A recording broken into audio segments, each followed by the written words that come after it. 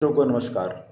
तो जैसा कि आपको पता है कि Allahabad high court group C और ग्रुप डी का अभी जो सिलेक्शन की प्रोसेस है वो चल रही है और शायद आपका 10 अप्रैल से पहले रिजल्ट आ जाए।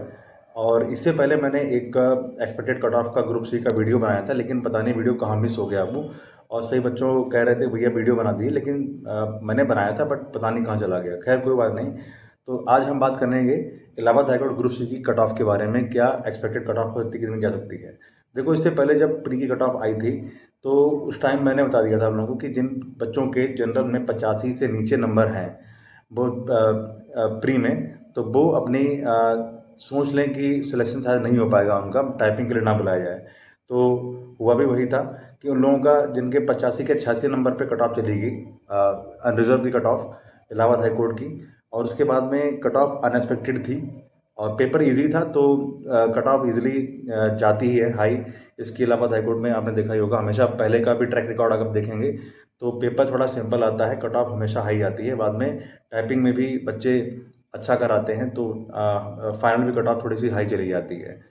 और इस बार तो कुछ ऐसा हुआ था कि बहुत सेंटर थे, जैसे अनिका सेंटर था और यश टाइपिंग सेंटर थे, तो वहाँ पर बच्चों के प्रॉब्लम भी फेस करनी पड़ी कि उनका कीबोर्ड भी थोड़ा हार्ड था, या किसी ने बोला कि हमारा सबमिट ऑटो सबमिट पहले हो गया, और किसी बच्चे ने बताया कि उसका सिस्टम थोड़ी देर के लिए शट डाउन हो गया, स्लीप मोड पे चले गए। तो इस तरह से प्रॉब्लम फेस करने को मिली।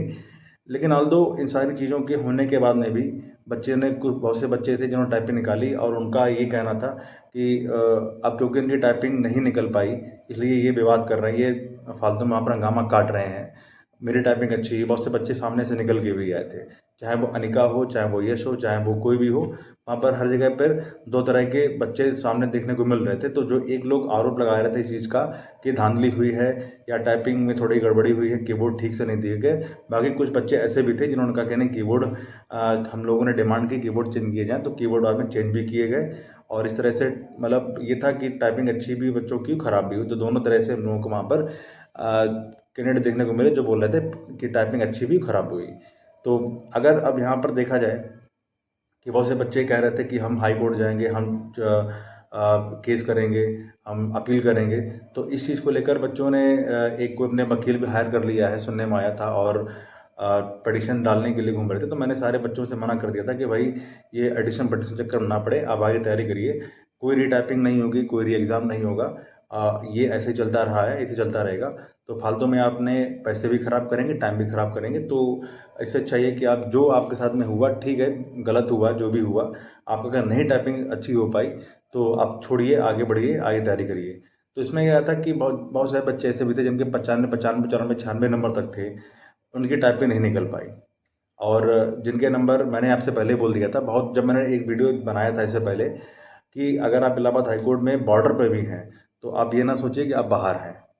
अगर आप क्रेडिट में नंबर बॉर्डर पे भी हैं तो आप ये ना सोचिए कि बाहर है, क्योंकि यहाँ पर अच्छे अच्छे बच्चे टाइपिंग नहीं निकाल पाते हैं। तो इस बार नेट स्पीड का भी रोल सामने आ गया था कि नेट स्पीड अगर आपकी 25-30 की नहीं आ पा रही है तो भी आप बाहर हो जाएंगे। तो ये सारे कुछ फैक्टर थे जिन पर आपको अपना ध्यान देना चाहिए था कि किस तरह से टाइपिंग करनी थी। फिर बाकी आगे का जो भी था वो आपके लक के ऊपर था कि आपका ये बैड लक था, या आप कुछ भी कह सकते हैं कि आपको कीबोर्ड अच्छा नहीं मिला या टाइपिंग नहीं हो पाई। और जिन्होंने टाइपिंग दी वो कह रहे हैं कि ये ठीक बच्चे बहाने बना रहे, चलो कोई बात नहीं, जैसा था वैसा चलने दो। और अब हम थोड़ा सा बात करेंगे कि कट ऑफ क्या रहने की उम्मीद रह सकती है। देखो, इससे पहले जो रिटन एग्ज़ाम आया था तो रिटन में जो कट ऑफ थी अनरिजर्व की वो शायद 86 नंबर के आसपास कहीं गई थी, और 85 तक तो कोई मुझे अनरिजर्व का मिला नहीं। तो 86-87 वाले बच्चे थे वो रिटन के लिए, टाइपिंग के लिए क्वालिफाई हुए थे। ओबीसी कट ऑफ शायद 84-85 के आसपास थी, और एससी कट ऑफ 81 के आसपास गई थी। और इसी तरह से जो एससी के बाद में जो ईडब्ल्यूएस थे वो भी 83 नंबर के आसपास कहीं गए थे। और एसटी के डेटा क्लियर नहीं हो पाया कि एसटी का कितना कट ऑफ गई है लगभग, क्योंकि डेटा उनका हमें मिल नहीं पाया। तो इसके अकॉर्डिंग अगर हम देखें जाए तो एक जो एवरेज अनरिजर्व बच्चों की नंबर हैं वो लगभग 88 से 90 के बीच में बैठ रहे हैं। 90 वाले बच्चे भी हैं, 91 वाले भी हैं, 92 वाले भी हैं। लेकिन जो एक एवरेज है वो 89-90, 89-90 इस तरह से अनरिजर्व बच्चों का आया है। तो अगर जिन बच्चे के 90 नंबर के आसपास हैं और अगर उनके 49 नंबर भी उधर आ रहे हैं तो आप अपनी उम्मीद रख सकते हैं कि आपका सिलेक्शन हो जाएगा। और जिन बच्चों के 92-93 नंबर हैं, मतलब 49 नंबर तक भी ले जाते हैं, 48-49 तक भी ले जाते हैं, तो आपकी उम्मीद है कि आपका सिलेक्शन हो जाएगा। ये एक था। तो इसी बेस से मैंने पहले कट ऑफ बताई थी, तो उस कट ऑफ को मैं फिर से रिपीट कर दूँ, क्योंकि बहुत से बच्चों को मेरा वो वीडियोज़ नहीं मिल रहा है, वीडियो कहाँ चला गया वो। तो फाइनल कट ऑफ लगभग जो अनरिजर्व की होगी वो लगभग 137 ±2 के आसपास होगी। 135 तो खैर नहीं कह सकते हैं, 135 कम लग रही है, लेकिन अगर आपके 136-37 मिनिमम मान के चलते हैं कि अगर आपके 137 तक हैं तो आपका सिलेक्शन हो सकता है। 136 वाला का हम गारंटी नहीं ले सकते, क्योंकि बहुत से बच्चे मुझे लगातार मिल रहे हैं जो कह रहे हैं कि भैया हमारे 138 भी हैं, कोई बोला 139 भी हैं। तो जिन बच्चों के 137 से 139 के आसपास भी हैं तो उनका प्रॉपर एक सिलेक्शन हो सकता है। और अभी जैसे कुछ दिन पहले जब मैं लाइव आया था, तो लाइव में बहुत से बच्चों ने ये कहा कि कोई एक कोर्ट में आर ओ हैं, तो वो समीक्षा अधिकारी हैं, तो उन्होंने बच्चों से कहा कि रिजर्व कट ऑफ 139 के आसपास जाने की उम्मीद है। तो मैंने उनसे ये कहा था कि देखो वो डिपार्टमेंट के अंदर हैं, तो हम लोग अब ये सिर्फ ये समझिए कि उनको ज़्यादा जानकारी होगी इस चीज़ के बारे में कि पेपर किस तरह का आया था और किस तरह के बच्चे नंबर टाइपिंग निकाल पाए। तो उन्होंने एक अपने 139 बताई है, लेकिन मुझे नहीं लगता कि 139 जाएगी। बाकी 137 से लेकर 139 के बीच में लाई करने की मुझे लग रहा है कि इतना करके जाएगी ये कट ऑफ, 137 से 139 के आसपास। और वहीं पर जब ओबीसी की बात करते हैं तो ओबीसी कट ऑफ लगभग 135 ±2 के आसपास रहने की उम्मीद आ रही है। जिनके 133 नंबर हैं, और तो वो समझे मिनिमम 133 नंबर वाले भी पास माने जाएंगे ओबीसी में, कि आपकी कट ऑफ 133 34-35 तक जाने की उम्मीद है। 136 नहीं जाने सकते हैं, लेकिन 135 तक जिनके हैं तो वो अपने आप को सेफ माने कि आपका फाइनल सिलेक्शन हो सकता है। और उसके बाद में ईडब्ल्यूएस की लगभग यही है कि 135 ±2 के आसपास जाने की उम्मीद है। वहीं पर अगर हम बात करें एससी की, तो एससी कट ऑफ लगभग 129 ±2, अगर आपके पास इतने आ रहे हैं तो आपके चांसेस हैं कि आपका सिलेक्शन हो जाएगा। एसटी का मान के चलते हैं कि 125 ±2 के आसपास हैं, वो हो जाएगा। जिनके 122 भी नंबर हैं एसटी में, तो उनके चांसेस अच्छे हैं कि आपका सिलेक्शन हो जाएगा।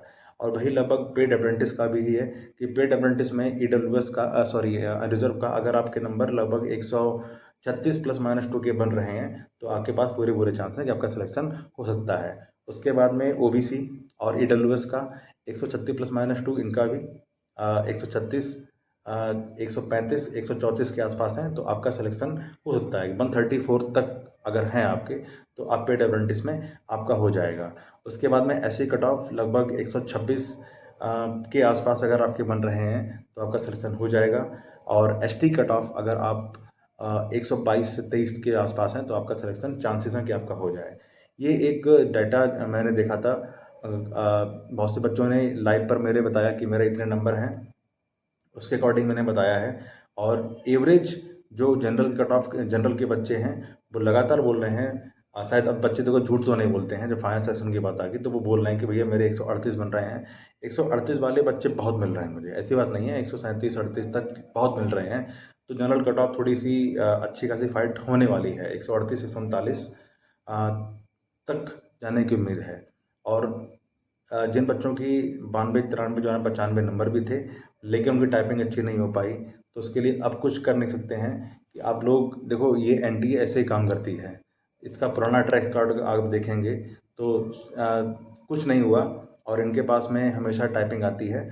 और इस बार कुछ ज़्यादा ही उन्होंने कर दिया था, बच्चों ने हंगामा किया, और हंगामा करना उनका जायज़ भी था, वैलिड भी था। अगर उनको लगता था गलती हुई है एनटीए से तो उनको सुधार करना चाहिए था। ओके, तो ये है मेरी एक्सपेक्टेड कट ऑफ, और इसी के आसपास ही जाने की उम्मीद है। तो ठीक है, फिर अब मैं आपको पता ही है कि रोज़ रात में लाइव 9 बजे मिलता हूँ। अगर आपको कोई भी डाउट हो किसी भी चीज़ को लेकर तो आप मुझसे पूछ सकते हैं। और ये नीचे मेरी इंस्टा आईडी दी हुई है, अगर आपको मुझसे और भी जानकारी चाहिए या कुछ पूछना हो तो मेरी इंस्टा आईडी पर मुझसे मैसेज कर